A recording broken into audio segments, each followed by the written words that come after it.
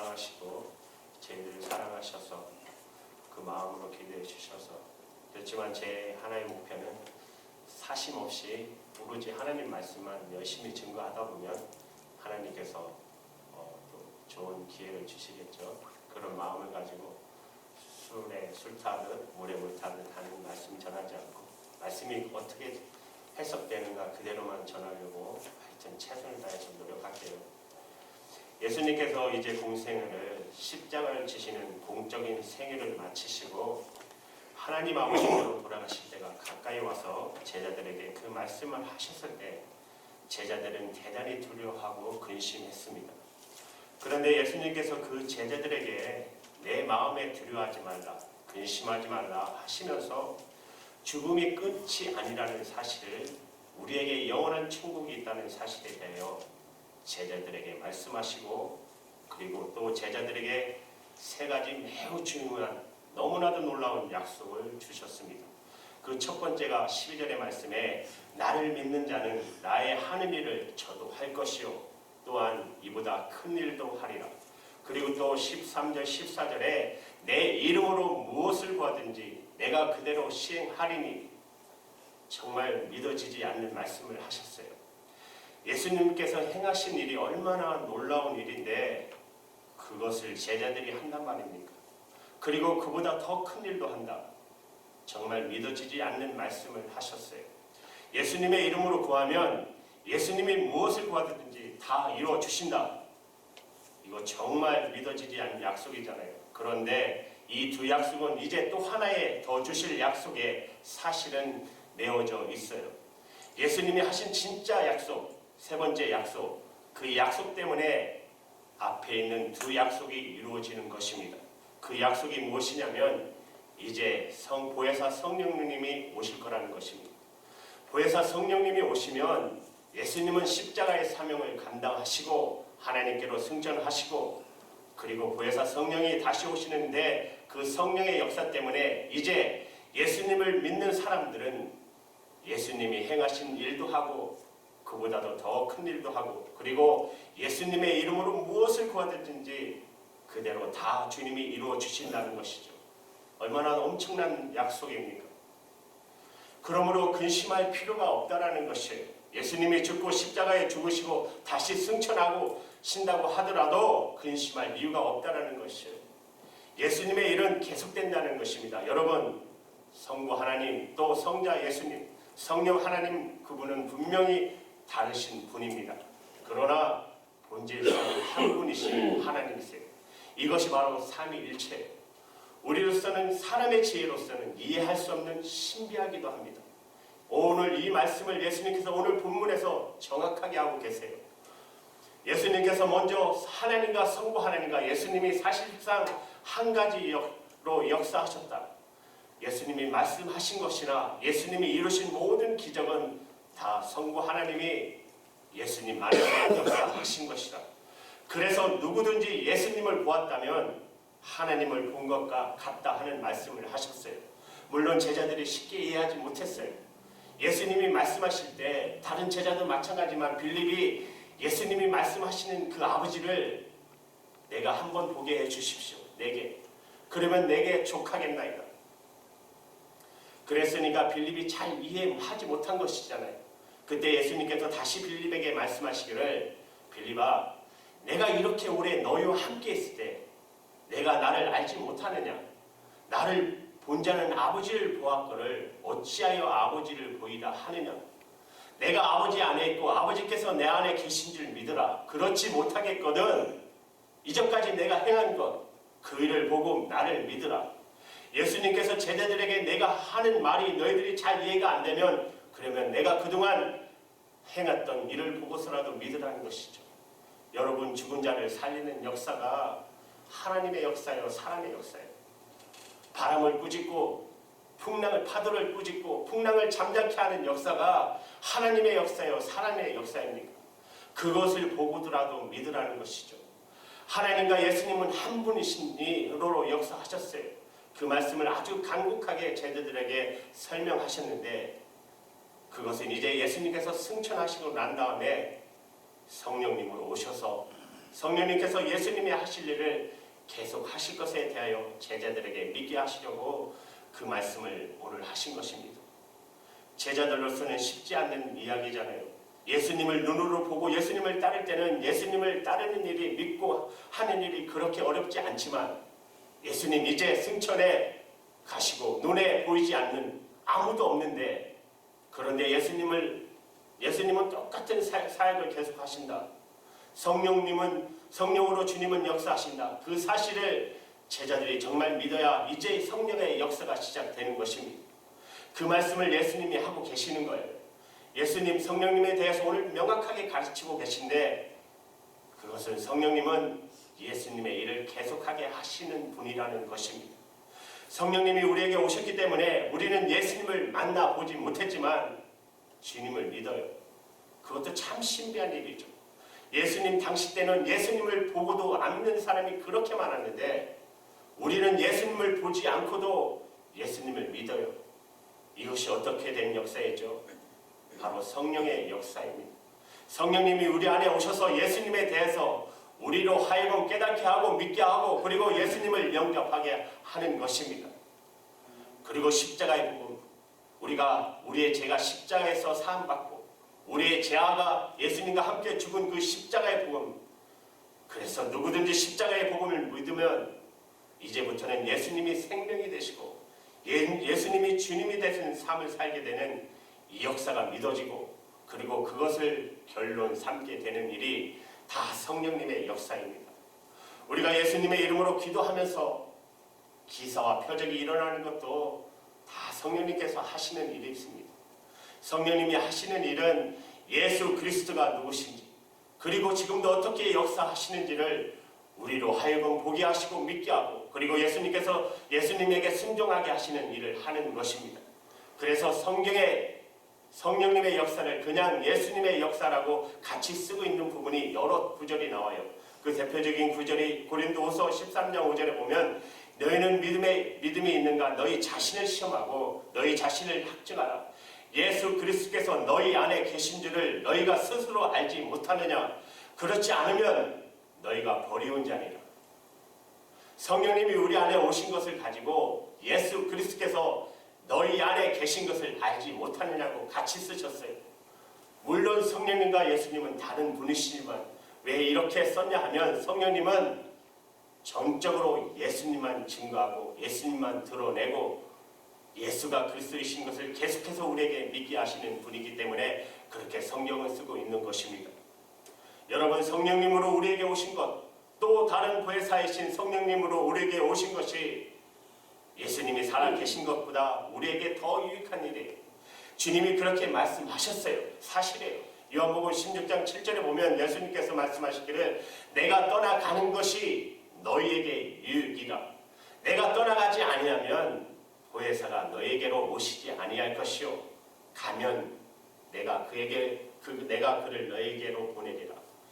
예수님이 우리와 함께 육신으로 계속 계신 것보다 예수님이 이제 승천하시고 성령님이 오시는 것이 우리들이 신앙생활하는 데 더 유익하다는 말씀입니다. 왜 그렇습니까? 만약에 예수님이 계속해서 이 땅에 살아계신다면, 아마 예루살렘에 계시다면 어떻게 될까요? 그 예수님 만나기 위해서 우리는 예루살렘에 가야 돼요. 아마 가도 뵙지 못할 거예요. 예수님을 만나려고 온 세계 모든 각지에서 모든 성도들이 몰려올 것이기 때문에 그래요. 그 줄이 끝이 없을 것입니다. 아마 예약을 했다면 수십 년이 지나 또 만날 수 있을지 모르겠어요. 어떻게 예수님 만나 뵈도 여러분 5분 이상 면대하지 못할 것이에요. 얼마나 줄이 많겠어요. 그러나 지금은 성령님으로 우리와 함께 계시기 때문에 우리는 24시간 365일 언제 어디든지 주님과 동행할 수 있게 된 것입니다. 성령님을 통해서 우리는 예수님과 친밀한 관계에 살게 되었어요. 예수님은 나와 함께 계시고 이것이 가능케 된 것이죠. 예수님은 지금 내 마음에 계시고, 그리고 우리는 예수님의 도우심을 항상 받고 예수님의 인도를 받고, 또 예수님이 우리를 치유하시고 우리에게 세상을 이길 믿음을 주시고 그렇게 살 수 있게 된 것입니다. 예수님은 18절에 내가 너희를 그와 같이 버려두지 아니하고 너희에게 오리라 하셨어요. 예수님이 말씀하신 구하라는 말은 관계를 말하는 것이에요. 관계를. 그러므로 우리가 성령님을 모시고 살면 우리는 혼자 사는 것이 아닙니다. 구하라는 말은 예수님에 대해서 많이 알고 있어도 실제로는 혼자 산다는 뜻이에요. 먹어도 자기가 책임져야 되고 잠자리도 자기가 책임져야 되고 자기의 미래도 자기가 다 계획하고 그 결과도 자기가 책임져야 돼요. 속에 있는 것도 속에 모든 것들이 외로움이 있어도 자기가 모든 것이 결국은 자기 혼자 이것을 책임져야 돼요. 그것이 바로 부활을 사는 것이죠. 그런데 분명히 말씀하셨어요. 예수님은 부활 승천하기 전에 제자들에게 내가 너희를 결코 구하러 내버려 두지 않을 것이다. 내가 너희에게로 오리라 말씀하셨어요. 그래서 우리가 예수님 믿으면 우리는 예수님을 동자 믿듯이 부처 믿듯이 이미 죽어있는 아무 힘이 없는 그런 대상, 그런 믿음이 아니라 우리는 예수님이 정말 내 구주시고 내 주님이셔서 지금 나와 함께 계시는 그 예수님을 믿는 것이에요. 성령님이 우리에게 오시면 그 역사가 일어나게 되는 것입니다. 15절에 너희가 나를 사랑하면 나의 계명을 지키라 그렇게 말씀하셨는데 하나님께서 우리에게 원하시는 것은 바로 사랑의 관계예요. 우리가 하나님에 대해서 많이 아는 것 그것도 참 중요해요. 하지만 우리가 정말로 하나님이 우리에게 원하시는 것은 하나님께서 우리와 서로 사랑하는 관계가 되는 것이에요. 하나님은 우리를 위해서 독생자까지 주셨잖아요. 그리고 오늘 우리에게 사랑을 받으시길 원하세요. 여러분 오늘 본문을 자세히 보면 예수님 말씀하실 때 하나님이라는 말을 쓰지 않으셔요. 아버지라는 말을 썼다는 것을 알 수 있어요. 하나님은 우리 아버지가 되세요. 그래서 예수님 아버지라고 쓰셨어요. 아버지라는 이 말은 무슨 뜻이냐 하면 하나님과 우리의 관계가 달라졌다는 뜻이에요. 예수님은 제자들에게 하나님에 대한 지식을 가르치려고 하신 게 아니고 이제부터는 하나님은 너희의 아버지가 되시고 너희는 하나님의 자녀가 되었다는 것을 말씀하시는 것이에요. 이것이 진짜 축복입니다. 여러분 하나님에 대해서 많이 알아보고 하나님과의 관계가 아버지와 아들의 관계가 아니면 하나님에 대한 지식이 무슨 의미가 있겠습니까? 서로 우리가 하나님에 대해서 잘 몰라도 내가 하나님의 자녀라고 하나님은 내 아버지라고 하면 그거면 충분하지 않겠습니까? 그런데 예수님께서 제자들에게 하나님 너희 아버지가 되셨다고 말씀하시는 이 역사가 성령님이 우리에게 하시는 역사라고 성경은 말씀하고 계세요.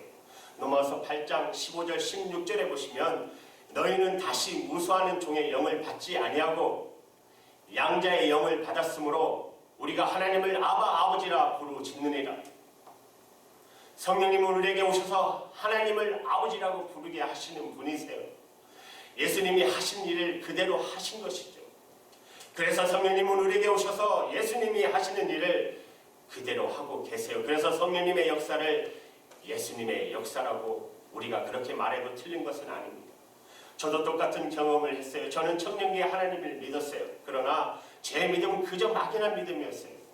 그런 제가 하나님의 믿음이 달라지게 됐어요. 그것은 제가 제 죄를 정말 깨닫게 되고 예수님을 진정 나의 구주로 나의 주님으로 영접하게 되는 일로 변해버렸어요. 성령을 체험하고 그리고 제 안에 하나님에 대한 믿음이 달라졌다는 느낌이 왔어요. 하나님이 나를 사랑하신다는 것을 느꼈어요. 그때부터 기도하는 시간이 그렇게 좋았어요. 아니 어떻게 했으면 시간만 조금이라도 나면 어떻게든 기도하려고 하다못해 아내가 막 미친 사람 취급할 정도로 그렇게 기도했던 것 같아요. 일 끝나면 집에 가야 되는데 피곤한데 화장실 들어가서 2-3시간 기도하고 나오면 아내가 화낼만 하죠. 피곤한데 나도 모르게 그런 기도를 하기 시작했어요. 그냥 무릎 꿇고 하나님 아버지 그분의 이름을 부르는 게 그렇게 좋았어요. 제가 기도할 때 가끔은 하나님이 가르쳐준 방법이 있어요. 주기도문으로 기도하는 거. 중언부언 하지 않게 생각이 안 날 때는 그냥 주기도문을 계속 반복하는 거예요. 하나하나 주기도문을 하면서 그냥 한 구절 한 구절 읽으면서 성령님의 인도하심으로 기도하는 방법. 그 방법을 했더니 얼마나 그 기도문이 얼마나 제게 은혜 됐는지 몰라요. 첫 번째 구절 하늘에 계신 우리 아버지여 이 구절을 하면서 고백을 참 많이 했던 것 같아요. 왠지 모르는데 그냥 그 고백하면서 울었던 기억이 많았어요. 이렇게 해주세요, 저렇게 해주세요, 이런 기도 드린 게 아니고 한참 동안 내내 주님 그렇습니다. 주님 그렇습니다. 하나님 나의 아버지이십니다. 하나님 나의 아버지이십니다. 무슨 기도가 더 필요하겠습니까? 하나님 나의 아버지이십니다. 하나님 나의 아버지이십니다. 하나님께서 나의 아버지신데 뭐가 필요하겠어요? 뭐가? 그것으로 충분했어요. 더 이상 다른 기도가 소용이 없어요. 다시 여호와는 나의 목자시니 내가 부족함이 없으리로다. 그 다윗의 고백이 그대로 내 마음에 믿어지고 느껴졌어요. 하나님 내 아버지라고 하는 거 하나가 내 마음에 정말 분명하게 믿어지는 역사가 바로 성령님의 역사입니다. 저는 아직도 하나님에 대해서 모르는 게 너무너무 많아요. 그러나 문제가 없어요. 왜? 저는 하나님께서 제 아버지시라는 사실에 대해서 너무나도 분명하게 알고 있기 때문에 그렇습니다. 저는 행복한 사람입니다. 하나님이 제 아버지시니까. 마치 어린아이가 아버지에 대해서 잘 모르잖아요. 어린아이니까 아버지의 정확한 이름이 뭔지도 모를 수 있어요. 아버지의 고향이, 아버지가 어떤 일을 하고 있는지, 어떤 생각을 하고 있는지 어린아이가 뭘 알겠어요. 그러나 아버지 품에 안겨있을 그 자체, 아버지 품 안에 안겨있는 그 자체가 그 아이에게는 모든 것으로 충분하지 않겠습니까? 주님 성령님께서 그렇게 하세요. 우리에게 하나님과의 친밀한 관계 속에 살게 되는 축복을 깨닫게 해주세요. 빌립은 예수님의 제자였지만 그러나 자신은 하나님을 아직 체험하지 못했다고 그는 그렇게 생각했습니다. 그래서 예수님께서 하나님을 아버지를 보여주십시오라고 그렇게 부탁해요. 예수님께서 참 답답하시죠. 그래서 빌립에게 주신 응답, 성령님을 보내주겠다는 약속을 하세요. 이미 너가 하나님 아버지를 보았지만 이제 또 너에게 또 다른 보혜사 성령을 보내주겠다. 그러면 너가 완전히 알게 될 것이다. 오늘 이 시간에도 여러분 아직도 하나님에 대한 친밀한 체험 나에게는 없다. 내가 진짜 하나님을 분명히 보거나 하나님의 음성을 듣는다면 내가 신앙생활 좀 더 분명하게 할 수 있을 텐데 이렇게 생각하는 분 있을 수 있어요. 그러나 여러분 이 시간에 이 말씀을 붙잡으세요. 이미 여러분 안에 여러분에게 성령님이 오셨어요. 여러분이 예수님을 믿으실 때 성령이 약속대로 오셨어요. 여러분 분명히 여러분은 이 약속을 받은 분들입니다. 나를 믿는 자는 내가 하는 일도 할 것이고 그보다 더 큰 일을 할 것이다. 내 이름으로 무엇을 구하든지 내가 그대로 행하리라. 이 약속을 여러분 다 받으셨어요. 저와 여러분이 할 일은 저와 여러분이 예수님을 분명하게 바라보는 것입니다. 십자가를 분명히 붙잡으시는 것이에요. 분명히 주님은 말씀하셨어요. 십자가에서 우리 죄를 사하시고 우리 옛사람 주님과 함께 죽었어요. 그리고 이제는 우리는 예수님의 생명으로 살고 예수님이 우리의 주님이 되셨어요. 여러분 바로 이 예수님은 분명히 바라보시기 바랍니다. 그러면 여러분에게 약속하신 성령의 역사가 놀랍게 나타날 것입니다. 로마서 6장 8절에 우리가 그리스도와 함께 죽었으면 또한 그리스도와 함께 살 줄 믿노니. 우리가 예수님과 함께 죽은 것이 분명하다면 예수 그리스도께서 우리를 통해서 살아 역사하신 것이 분명하게 나타나는 것입니다. 저는 목회자이기 때문에 가끔 기도 부탁을 하시는 분들이 계세요. 그러면 최선을 다해 기도해요. 제가 할 수 있는 최선의 기도를 드렸어요. 목회자인데 기도 부탁하면 그래도 능력이 나타나야 하는데 그런 마음이 솔직히 제 마음이 있지 않겠습니까? 두려움과 불안. 그런데 어느 순간에 그 두려움이 사라졌어요.